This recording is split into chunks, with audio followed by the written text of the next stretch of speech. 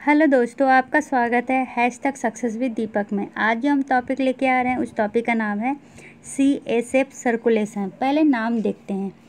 CSF full form तो आपको पता होगा, सेरिब्रो स्पाइनल फ्लूइड। इसके नाम में ही सब कुछ छुपा हुआ है। सेरिब्रो मतलब क्या होता है? ब्रेन। स्पाइनल मतलब एस मतलब क्या होता है? स्पाइनल। फ्लूइड मतलब जो वाटर और सॉलिड के मिक्सअप से बना हुआ है। ठीक है, तो ऐसा फ्लूइड जो ब्रेन और स्पाइनल क्लोज में प्रेजेंट होता है उसको कहते हैं CSF। ठीक है, इसके सर्कुलेशन के बारे में हम पढ़ेंगे। तो हमारा ऑब्जेक्टिव क्या है कि कैसे फॉर्मेशन होता है, कैसे इसका सर्कुलेशन होता है, कहाँ पे ऑब्स्ट्रक्शन होता है, इसके साइन और सिम्टम क्या होते हैं अगर बढ़ जाता है, तो ये सब हम डिस्कस करेंगे। ठीक है, सबसे पहले इसका कंपोजिशन। तो कंपोजिशन क्या है? तो मेनली 3 कंपोजिशन होता है इसमें, वाटर, प्रोटीन और शुगर। जो सबसे सबसे इम्पॉर्टेंट है वो है वाटर। ठीक है, उसके बाद प्रोटीन। प्रोटीन में क्या है, कितना होता है? ये मेनली 15 से 45 mg पर DL होता है, जिसमें 15 mg वेंट्रिकल में होता है और 45 mg 45 mg लंबर में होता है, या सबएरेक्नोइड स्पेस में होता है। आप कंफ्यूज मत होइए, ये वेंट्रिकल और लंबर सबएरेक्नोइड स्पेस सब आपको बताया जाएगा। वेंट्रिकल क्या है? वेंट्रिकल ब्रेन का वैसा पार्ट जिसमें जो हॉलो होता है, ठीक है, और इरेगुलर बाउंड्री होता है। इसमें ये मेनली 4 वेंट्रिकल होते हैं हमारे ब्रेन में। ठीक है, 2 लेटरल होता है और 2 लेटरल वेंट्रिकल होता है और एक थर्ड वेंट्रिकल और एक फोर्थ वेंट्रिकल। ठीक है, तो टोटल वेंट्रिकल कितने होते हैं? 4 होते हैं। ठीक है, तो सबसे पहले अभी कंपोजिशन पढ़ रहे हैं तो कंपोजिशन पे फोकस करते हैं। क्या क्या होता है? वाटर जो मेजर कंस्टिट्यूएंट है, उसके बाद प्रोटीन। प्रोटीन 15 से 45 mg पर DL रहता है। उसके बाद शुगर। शुगर कितना है? Approx 2/3 that of blood. Blood का 2/3 रहता है शुगर इसमें, जिसमें वेंट्रिकल में 75 mg पर DL और लंबर में 7 mg पर DL। तो ये याद रखिएगा। ठीक है, क्या? तो शुगर 2/3 ऑफ द ब्लड रहता है।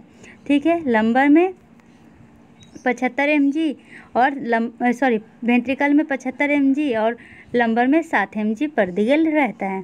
जब रेशियो देखेंगे तो जो ब्लड ग्लूकोज होता है न्यूबॉर्न में और प्री मैच्योर में वो हायर होता है एज कंपेरिजन टू एडल्ट। ठीक है, और इसका वैल्यू कब डिक्रीज हो जाता है? जब किसी को अगर मेनिंजाइटिस हो जाए या मेनिंजियल इन्फिल्ट्रेशन हो जाए। ठीक है, एक बार फिर से बताती हूँ। वाटर, प्रोटीन और शुगर, ये इसका क्या होता है? मेन कंपोजिशन होता है। वाटर जो होता है वो मेजर कंस्टिट्यूएंट होता है। शुगर, ब्लड में जितने शुगर होते हैं उसका 1/4 यहाँ पे पाया जाता है। ठीक है, रेशियो देखेंगे तो जो ब्लड ग्लूकोज न्यूबॉर्न और प्री मैच्योर में होता है वो हायर होता है, और ये घटता है इफ मेनिंजाइटिस ये सब हुआ तो। ठीक है, देखते हैं CHF का कंपोजिशन। 3 तो देख लिया, अब 3 और। क्या है? सेल प्रेजेंट होता है, इलेक्ट्रोलाइट प्रेजेंट होता है, और क्या होता है? पेप्टाइड प्रेजेंट होता है। तो जो सेल होते हैं ना, वो कौन सा सेल होता है? तो इसमें मेनली होते हैं लिम्फोसाइट। ठीक है, कितने? तो 3 लिम्फोसाइट पर क्यूबिक मिलीमीटर। ठीक है, 3 लिम्फोसाइट क्या होता है? पर क्यूबिक मिलीमीटर। लेकिन कोई भी RBC नहीं होता है, इसलिए शायद इसका कलर है वो कैसा होता है? वाइटिश या लोइस कह सकते हैं। जो इसका इलेक्ट्रोलाइट हो, इसमें कौन कौन सा इलेक्ट्रोलाइट प्रेजेंट होता है? सोडियम, पोटेशियम, क्लोरीन, मैग्नीशियम और कैल्शियम। तो जो मेजर कटायन है वो सोडियम और पोटेशियम है, जो मेजर अनायन है वो क्लोरीन है। ठीक है, जैसा कि हम जानते हैं अंदर में पोटेशियम ज़्यादा होता है, बाहर में सोडियम ज़्यादा होता है। मतलब प्लाज्मा में क्या होता है? सोडियम ज़्यादा होता है और पोटेशियम कम होता है। तो प्लाज्मा में क्या होता है? सोडियम, क्लोरीन और मैग्नीशियम ज़्यादा होता है, और प्लाज्मा में पोटेशियम और कैल्शियम कम होता है। ठीक है, पेप्टाइड भी प्रेजेंट होते हैं बहुत सारे। LHRF का फुल फॉर्म क्या होता है? Luteinising hormone releasing factor. Cholecystokinin, angiotensin, substance P, somatostatin, thyroid hormone releasing factor, oxytocin, और क्या है? वैसोप्रेसिन। ये सब इसमें प्रेजेंट होता है। ठीक है, तो इसका एनाटोमी में आप तो देख चुके हैं, फिर भी एक बार बता देती हूँ। क्या है? यही है। कौन सा? ये है जो क्या है? कोराइड प्लेक्सस है, जहाँ पे इसका फॉर्मेशन होता है। Choroid plexus of lateral ventricle, यहाँ पर मेनली इसका फॉर्मेशन होता है। उसके बाद वो हर जगह जाता है। ठीक है, अब आगे देखते हैं। ये पिक्चर बाद में समझेंगे अच्छे से।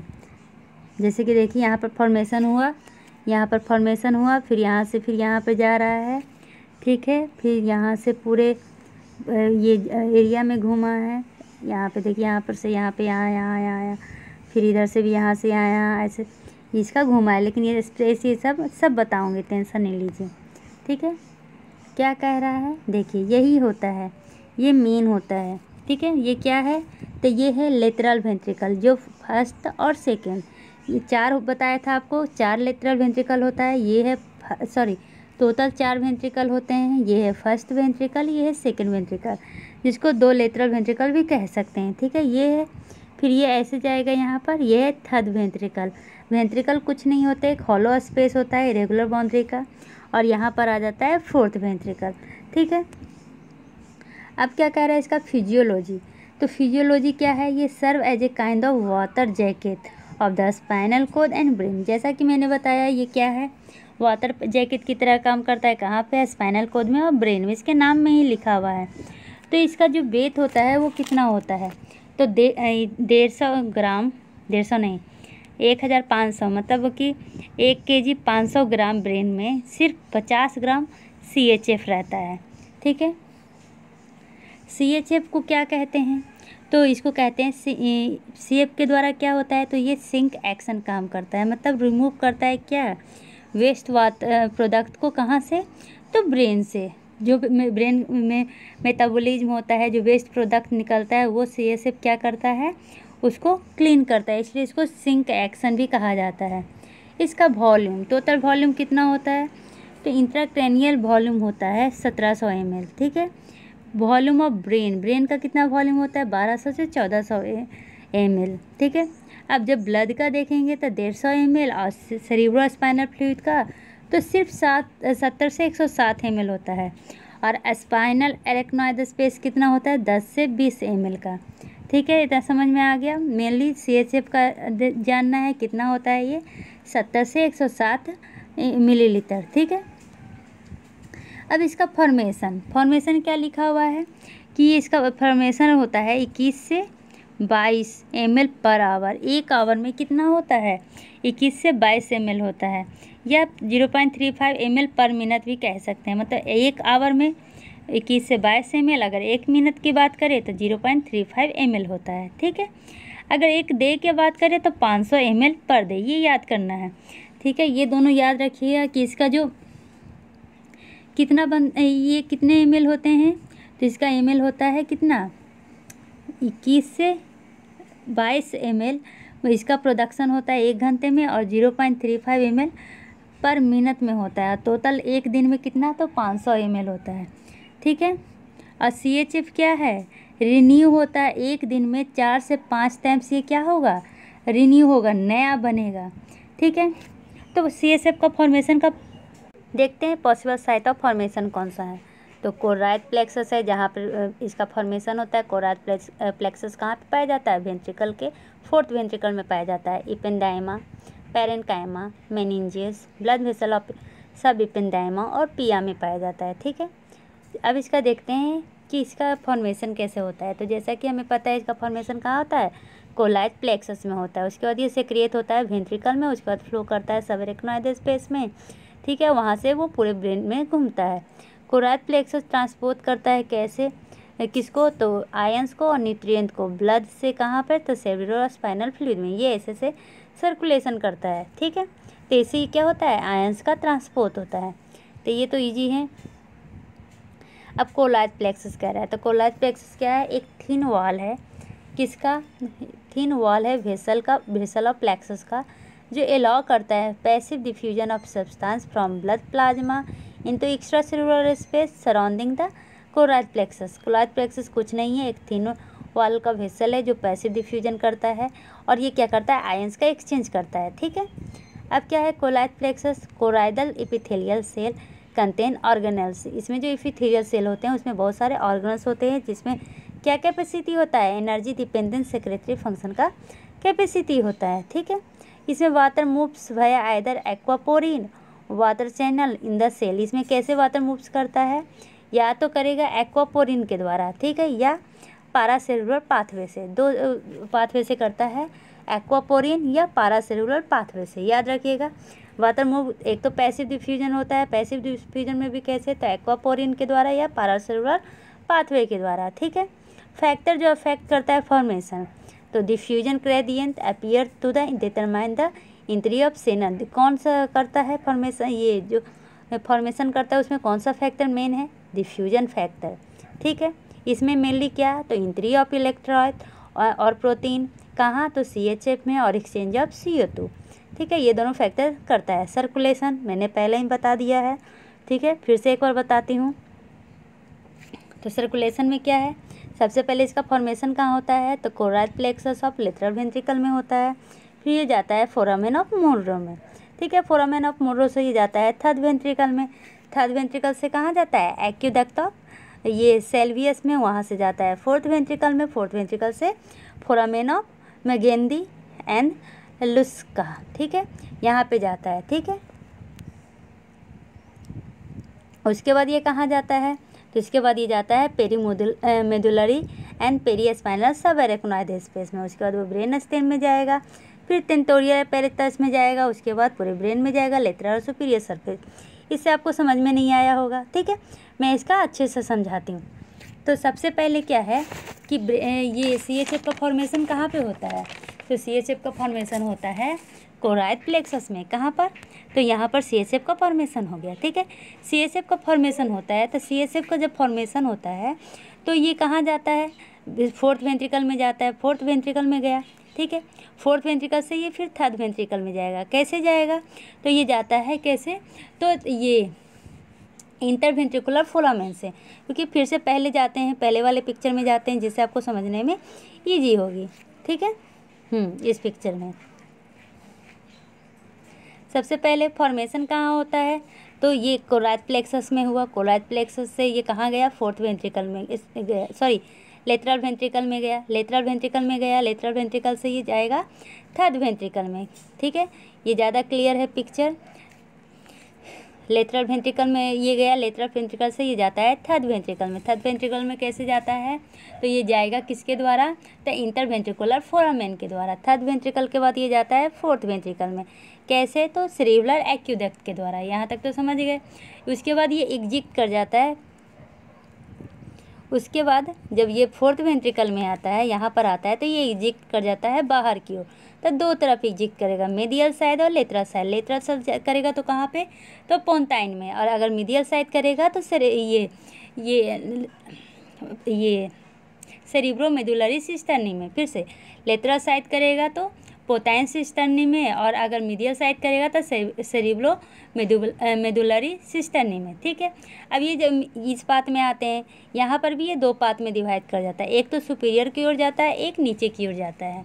अगर इसके चारों तरफ जाएगा तो सुपीरियर सिस्टर्नी में जाएगा और इंटरपेंडिकुलर सिस्टर्नी में जाएगा, और नीचे की ओर जाएगा तो स्पाइनल कॉर्ड में चला जाएगा, स्पाइनल कॉर्ड से फिर वो वापस आएगा, और फिर वेंट्रिकल से फिर ये स्पाइनल कॉर्ड से होते हुए वो वेंट्रिकल में ज्वाइन कर जाएगा, ठीक है। ये है इसका मेनली फ्लो। लेकिन अगर वेंट्रिकल सेक्शन से देखें, तो वेंट्रिकल सेक्शन से देखेंगे तो ये कहाँ चला जाएगा, ये से जाते सुपीरियर से जाता सेक्शन से होते हुए कहाँ जाएगा, सबएरेक्नोइड स्पेस में होते हुए ये कहाँ जाता है, कन्फ्लुएंस ऑफ साइनस में जाता है। कन्फ्लुएंस ऑफ साइनस से ये स्ट्रेट ये साइनस को ज्वाइन करते हुए ब्लड वेसल्स में जाके जुड़ जाता है। ये है इसका मेनली क्या, तो सर्कुलेशन, ठीक है। आपको सर्कुलेशन समझ में आ गया होगा। और ये क्या है, ये मेनली ऊपर ऊपर कह रहा है, जैसे कि हमने बताया था उसके अनुसार, ठीक है। अब इसका ऑब्जॉर्प्शन, इसका ऑब्जॉर्प्शन कैसे होता है, तो ये डिपेंड होता है बल्क फ्लो पे, क्या पे, तो बल्क फ्लो, देखिए हाईलाइटेड है, ये डिपेंड होता है क्या पे, बल्क फ्लो पे, ठीक है। ये इसमें कौन सा होता है, पैसिव फैसिलिटेटेड या एक्टिव ट्रांसपोर्ट होता है, मतलब एक्टिव और पैसिव दोनों होता है, ठीक है। जब एब्जॉर्प्टिव फोर्स देखेंगे तो रेट ऑफ जो ऑब्जॉर्प्शन होगा वो डिपेंड करेगा प्रेशर पे, क्या पे, तो ये प्रेशर पे डिपेंड करेगा। Linear over the by physiological range, ये लीनियर होता है, ठीक है, प्रेशर पे डिपेंड करता है। तो एरेक्नोइड सब एरेक्नोइड का एब्जॉर्प्शन कहाँ होता है, तो एरेक्नोइड विलस लिम्फेटिक सिस्टम और सबएरेक्नोइड स्पेस में इसका ये क्या होता है, एब्जॉर्प्शन होता है। ठीक है, तो एरेक्नोइड विलस में कैसे होता है, तो सबसे पहले क्या है, जो माइक्रोस्कोपिक क्या है एक्सक्रीसेंस है, उसमें क्या होता है, ये पेनिट्रेट करता है कहाँ से, तो दूरा से। उसके बाद ये कहाँ जाता है, तो सुपीरियर सेजाइटल साइनस में जाता है और वेंट्रिकुलर स्ट्रक्चर में जाता है। ठीक है, ये यहाँ पर देखिए, यहाँ पर ये बताया हुआ है। ठीक है, एब्जॉर्प्शन और कहाँ होगा, अंदर electron microscope. The arachnoid villi have a continuous extreme thin membranes covering. देखिए यहाँ पे ये कवरिंग दिया हुआ है। ठीक है, CSF passes through the villi at the linear increasing length as CSF pressure rises above 68 mm H2O। कह रहा है ये लिनियरली इंक्रीज करेगा। ठीक है, कितना तक, तो जब तक CSF का प्रेशर कितना हो जाए, 68 mm H2O हो जाए तो। ठीक है, अदर साइट ऑफ एब्जॉर्प्शन कौन सा है, तो अदर साइट में हो जाएगा कि CSF might drain at the site other than arachnoid space. वो उसके फिजियोलॉजी पे डिपेंड करता है, या पहले ही बताया है किस पे, तो लिम्फेटिक सिस्टम में या एरेक्नोइड विलाई में कहीं पर भी जा सकता है। अगर हम नॉर्मल हो गया तो वो कहीं पर भी चला जाएगा। ठीक है, लिम्फेटिक सिस्टम में क्या होता है, जब एलिवेशन होता है क्या का, तो इंटरवेंट्रिकुलर प्रेशर का, तो इंक्रीज कर देता है क्या, CHF का वॉल्यूम, जिसके कारण क्या होता है, ये लिम्फेटिक पाथवे में चला जाता है। ठीक है, सबएरेक्नोइड स्पेस फिजियोलॉजिक स्टेट में सांस में ड्रेन, सबएरेक्नोइड स्पेस में drain A small amount of CSF, इसमें ज़्यादा नहीं है, स्मॉल अमाउंट ऑफ होता है। अनफिजियोलॉजिकली जब प्रेशर हाई होता है तो यहाँ पर क्या होता है, डिस्ट्रप्शन ऑफ बैरियर हो जाता है, जिसके कारण यहाँ पे ज़्यादा फ्लो दिखता है। ठीक है, CSF का प्रेशर मेनली कितना होता है, 8 mmHg से होता है। कितना, 8 mmHg, याद रखिएगा कितना, 8 mmHg होता है। और अगर H2O में देखें तो 110 mm H2O होता है। अगर प्रेशर देखें तो प्रेशर के बारे में कहाँ से मिलता है प्रेशर, तो ये head and trunk are progressively elevated and weight of the column of CHF is added incrementally to the pressure in the lumbar subarachnoid space and intracranial pressure drops correspondingly so that it is close to the zero in the standing position। कह रहा है head और trunk से क्या होता है, ये progressively elevate करते रहता है। ठीक है, wait of the column of CHF क्या होता है, ऐड होता है प्रेशर के साथ, लेकिन जैसे ही हम खड़ा होते हैं ये क्या हो जाता है, जीरो हो जाता है।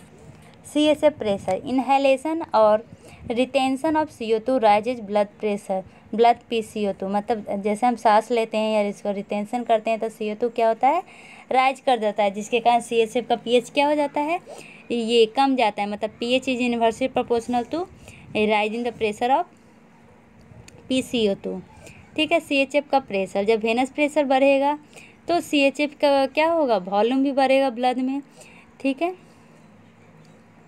अब disturbance of CHF pressure, volume और सर्कुलेशन, तो क्या होगा, तो जैसा कि हमें पता है मोनरो केली डॉक्ट्रिन ने क्या बोला था कि अगर जब CHF का प्रेशर बढ़ेगा तो वो क्या होगा, अदर पाथ को क्या करेगा, कंप्रोमाइज करेगा। ठीक है, normal compliance curve begin it step descent at the ICP of approx 25 mmHg। Mainly कितना क्रेनियल प्रेशर बढ़ता है, तो इसमें तो 25 लिखा हुआ है लेकिन मेनली 20 होता है। ठीक है, अगर ICP बढ़ेगा तो क्या होगा, तो ICP बढ़ेगा तो मेनली सेरिब्रल क्यों बढ़ता है, पहले ये देखिए, तो ये क्या है, CPP सेरिब्रल क्या है, परफ्यूजन प्रेशर इक्वल टू क्या होता है, mean arterial pressure minus ICP। ये कैसे कैलकुलेट करते हैं, तो ये हम कैलकुलेट करते हैं मॉनिटरिंग करके। ठीक है, तो इसे CPP निकल जाएगा। CPP होता क्या है, सेरिब्रल परफ्यूजन प्रेशर होता क्या है, तो ये एक प्रेशर है जो फोर्स लगाता है ये ब्लड को ब्रेन तक पहुंचने के लिए। ठीक है, तो इसी के कारण क्या होता है, हमारा ICP राइज होता है। तो ICP राइज होने से क्या होगा, हमारा एक्स्ट्रा सेरिब्रल मास होगा, और क्या होगा, ब्रेन में स्वेलिंग होंगे, वेनस प्रेशर बढ़ेगा, ऑब्स्ट्रक्शन होगा फ्लो और ऑब्जर्प्शन ऑफ CHF का, और भी बहुत चीज़ें होती हैं। ठीक है, तो पहला लिखा हुआ है हाइड्रोसिफेलस। हाइड्रोसिफेलस में क्या होगा, तो dandy and black fan introduce the term communicating and non communicating, मतलब दो तरह का होता है ये हाइड्रोसिफेलस, एक होता है कम्युनिकेटिंग, एक होता है नॉन कम्युनिकेटिंग। अब कम्युनिकेटिंग और नॉन कम्युनिकेटिंग क्या होता है, ये कम्युनिकेटिंग और नॉन कम्युनिकेटिंग। कम्युनिकेटिंग में क्या होता है ना कि हाइड्रोसिफिलस मतलब ब्रेन में स्वेलिंग होता है, लेकिन उसमें जो CHF का ये फ्लो है उसमें कोई भी ऑब्स्ट्रक्शन नहीं होता है। लेकिन नॉन कम्युनिकेटिंग में क्या होता है कि CHF के फ्लो में क्या होता है, ऑब्स्ट्रक्शन होता है, रुकावट आती है। ठीक है, तो क्या कह रहा है इसमें, क्या पता चलेगा, हम कैसे जानेंगे? एक तो ब्रेन में स्वेलिंग रहेगी, दूसरा क्या रहेगा, सेटिंग सन साइन रहेगा। सेटिंग सन साइन क्या है, तो upper eyelid are retracted and the eye tend to turn down.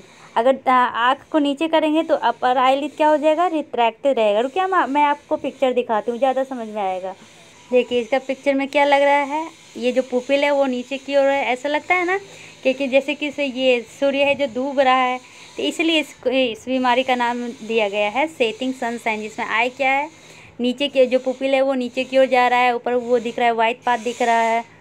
अभी पिक्चर देखा, इसमें क्या देखा, सेटिंग सन साइन। इसमें क्या हो जाता है, पैरालिसिस हो जाता है, अब बात के मतलब हम ऊपर नहीं देख सकते हैं। ठीक है, स्क्लेरा एबव द आइरिस क्या होता है, विजुअल होता है। तो ये मेनली होता कहाँ पे, हाइड्रोसिफेलिक प्रेशर, तो ये होता है मेसेनकाइमल सिफेरिक टेक्टम में। ठीक है, अब न्यूरोपैथी जानते हैं हाइड्रोसिफेरस का। तो क्या है, वेंट्रिकुलर एक्सपेंशन होता है, इसके कारण क्या होता है, तो फ्रंटल हॉर्न क्या हो जाता है, मैक्सिमम हो जाता है। ठीक है, इसके कारण क्या होता है, ये इम्पेयरमेंट लाता है किसमें, फ्रंटल लोब के फंक्शन में और बेसल गैंग्लियोनी के फ्रंटल मोटल एक्टिविटी में। सेंट्रल वाइट मैटर क्या होता है, उसमें भी प्रेशर हो जाता है। तो कॉर्टिकल ग्रे मैटर है, थैलेमी है, basal ganglia, brain stem structure mainly unaffected होता है। ठीक है, कौन कौन सा अनअफेक्टेड होता है, तो cortical grey matter, thalamic, basal ganglia, brain stem, ये अनअफेक्टेड होता है। ठीक है, अब क्या कह रहा है, जो पैथोलॉजी में क्या होता है, तो या तो CHF का ज़्यादा प्रोडक्शन हो रहा है, या इसका ऑब्स्ट्रक्शन हो रहा है इसके फ्लो में, या इसका एब्जॉर्प्शन कम हो रहा है। ठीक है, तो इसके कारण क्या होता है, हाइड्रोसिफेलस होता है। ये CHF ओवर प्रोडक्शन होगा तो ये मेनली क्या करेगा, तो इसके कारण पेपिलियोमा होता है। ठीक है, ये तो हमें पता है कि CHF का प्रोडक्शन कहाँ से होता है, तो CHF का प्रोडक्शन होता है कोलाइड प्लेक्सस से। ठीक है, तो इसी में क्या हो जाएगा, ये ज़्यादा प्रोडक्शन क्यों होगा, तो CHF प्लेक्सस पेपिलियोमा हो जाने के कारण। ठीक है, ये ऑब्स्ट्रक्शन हो रहा है, देखिए ऑब्स्ट्रक्शन दिख रहा है, जहाँ था यहाँ पे यहाँ पे यहाँ पे ऑब्स्ट्रक्शन दिख रहा है। ठीक है, अब क्या है, age of onset and aetiology, किस एज में होता है, मेनली ये फीटस में भी होता है, प्रीमेच्योर नियोनेट्स में होता है, फुल टर्म नियोनेट्स में होता है, और एडल्ट में होता है। अगर फीटस में होगा तो प्राइमरी जेनेटिक और सेकेंडरी के कारण होगा, प्रीमेच्योर में होगा तो प्रोस्थेमोरहेजिक के कारण होगा, फुल टर्म में होगा तो ट्यूमोरल या नॉन ट्यूमोरल फैक्टर के कारण होगा। ठीक है, चलिए अब देखते हैं प्रीमेच्योर नियोनेट इंट्रायूटेराइन IVS ये मेनली क्या होता है, इंट्रावेंट्रिकुलर हेमरेज, रेयर में होता है, जर्मिनल मैट्रिक्स हेमरेज कहते हैं इसको। और ये एसिमेट्रिक इसमें क्या होता है, वेंट्रिकल में इन्फ्लामेशन आ जाता है, और ये एसिमेट्रिक होता है, सिमेट्रिक नहीं होता है जिधर हेमरेज हो। ठीक है, अब क्या है, GMH और IVH का क्या देखें, पैथोजेनेसिस देखते हैं और एक्स फैक्टर देखते हैं। तो मेनली जो वेस्कुलर सपोर्ट होता है ना वो कम हो जाता है, फाइब्रोलाइटिक एक्टिविटी बढ़ जाता है, कहाँ पे, जर्मिनल मैट्रिक्स रीजन में। ठीक है, ट्यूमर ये तो हम बताए ही थे, फुल टर्म में क्या होता है, मेन ट्यूमर हो जाता है। नॉन ट्यूमर वाले में क्या है, तो डिसजेनेटिक हो जाएगा, किसमें, एक्यूडक्ट स्टेनोसिस हो जाएगा, या डेंड्रीवाल्कल डिजीज हो जाएगा, या क्यारी डिजीज हो जाता है। ठीक है, सेकेंडरी कारण भी कोई हो सकता है, और अननोन कॉज भी होता है। एक्यूडक्टल स्टेनोसिस, जैसे कि पता है एक्यूडक्ट, सेरिब्रल एक्यूडक्ट होता कहाँ पे है, थर्ड वेंट्रिकल से फोर्थ वेंट्रिकल के में जो CHF ले जाता है वो होता है सेरिब्रल ये एक्यूडक्ट। ठीक है, तो उसी में स्टेनोसिस आ जाता है। ये क्या होता है, ये कोजेनाइटल मैलफॉर्मेशन हो सकता है। ठीक है, डेंड्रीवाल्कर सिंड्रोम में क्या होता है, तो वर्मन एजिनेसिस हो जाता है। ठीक है, और क्या होगा, सेरिब्रम में सिस्ट हो जाएगा, या हाइड्रोसिफेलस होने का डर है। ठीक है, क्यारी मैलफॉर्मेशन तो देख रहे हैं, मैलफॉर्मेशन हो गया है।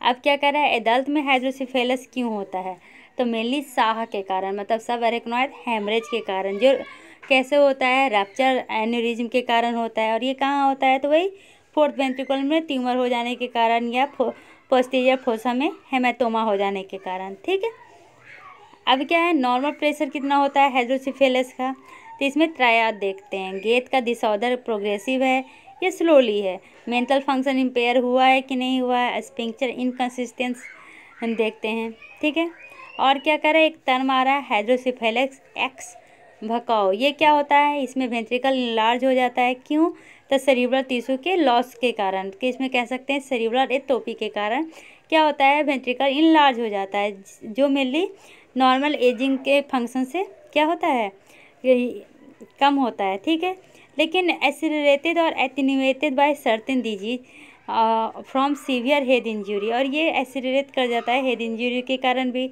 इन्फ्रैक्शन के कारण भी, और सेरिब्रल हाइपोक्सिया के कारण भी। ठीक है, ट्रीटमेंट कैसे करेंगे, तो वेंट्रिकुल, जैसे कि पता है कि अंदर में क्या है, CHF ज़्यादा हो गया है, तो उसको निकालेंगे कैसे, वेंट्रिकुलोस्टोमी के द्वारा, संथ प्रोसीजर के द्वारा, रिपीटेड रंबर ड्रेनेज के द्वारा, एंडोस्कोपिक थर्ड वेंट्रिकुलोस्टोमी के कारण, या मेडिसिन देके। ठीक है, देखिए ये प्रोसीजर है, ये प्रोसीजर से निकाला जा रहा है। Thank you. अगर आपको वीडियो समझ में आया होगा तो लाइक और सब्सक्राइब करना ना भूलें।